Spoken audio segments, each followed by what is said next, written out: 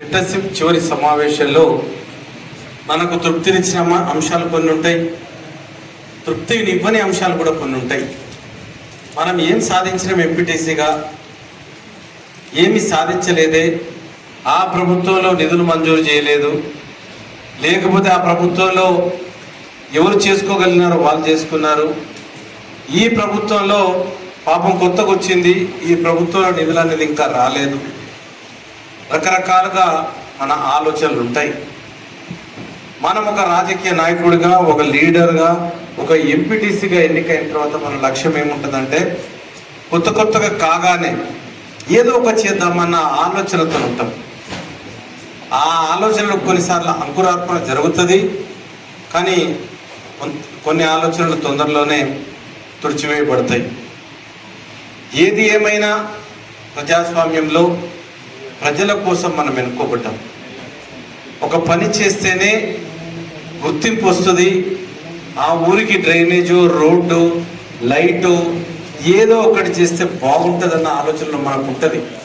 అని అవి కాకుండా చాలామంది చాలా విధాలుగా చాలా పనులు చేసి గొప్ప నాయకులైనారు. మనమందరం చూస్తూ ఉన్నాం. కేజ్రీవాల్ గారు కానీ, అదేవిధంగా అన్నా హజారే కానీ, ఇంకా ఆ పార్టీ అప్పుడు వ్యతిరేకంగా ఒక ఉద్యమాన్ని తీసుకొచ్చి లీడర్ అయి ముఖ్యమంత్రి అయినాడు. కేజ్రీవాల్ లైఫ్ ఒక ఐఆర్ఎస్ ఆఫీసర్, ఆయన వైఫ్ కూడా ఐఆర్ఎస్ ఆఫీసరే, కానీ గొప్ప ముఖ్యమంత్రి అయినాడు. ముఖ్యమంత్రి అయి 25 రోజుల్లో రిజైన్ చేసినాడు. అదే ప్రజల దగ్గరికి వెళ్ళి నన్ను క్షమించండి, నేను చేయలేకపోయినా మళ్ళీ మీ యొక్క ఆశీర్వాదాన్ని కోరుతా అంటే ఆయనను నమ్మి 70 సీట్లలో 67-68 సీట్లు ఇచ్చినారు. మరి ఈరోజు సరే తప్పిదాలు జరుగుతూనే ఉంటాయి, స్కాములు జరుగుతూనే ఉంటాయి. నువ్వే చేయాల్సిన అవసరం లేదు, నీ చుట్టుపక్కల వాళ్ళు చేసే దాని మీద కూడా నీ ప్రభావం నీకు అది వర్తిస్తుంది.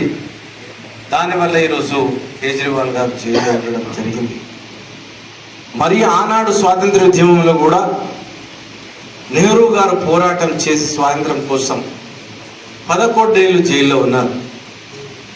ఈరోజు స్కాంపులు చేసి జైల్లో ఉంటే ఆ రోజు స్వాతంత్ర ఉద్యమంలో నెహ్రూ గారు కానీ, గాంధీ గారు కానీ, వల్లభాయ్ పటేల్ గారు కానీ చాలామంది, వీళ్ళందరి గొప్పల పేర్లు ఎందుకు తీసుకున్నా అంటే మన ముందు నిర్ణయించుకునేది ఒక గొప్ప ఆయన పేరు. అరే ఆయన చేసినాడు, మనం కూడా చేయాలి, మనం కూడా ఒక గొప్ప కావాలి.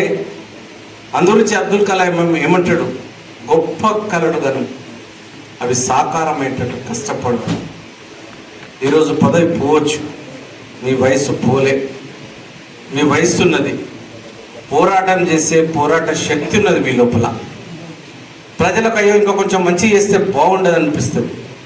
కాబట్టి రాబోయే రోజుల లోపల మీరు జెడ్పీటీసీలు కావచ్చు, జెడ్పీ చైర్మన్లు కావచ్చు, లేకపోతే సర్పంచ్లు కావచ్చు, ఇవన్నీ కూడా ఉన్నాయి. కాబట్టి ఎంత చేసినా అసంతృప్తి మన లోపల ఉంటుంది, అయ్యో చేయకపోతేనే అని. కాబట్టి దయచేసి నిరుత్సాహపడకుండా రాబోయే రోజుల లోపల మీరు ఇంకా గొప్ప లీడర్లు కావాలి, చాలా గొప్ప లీడర్లు కావాలి. ఇక్కడితో ఆగిపోకూడదు. మీ అందరికి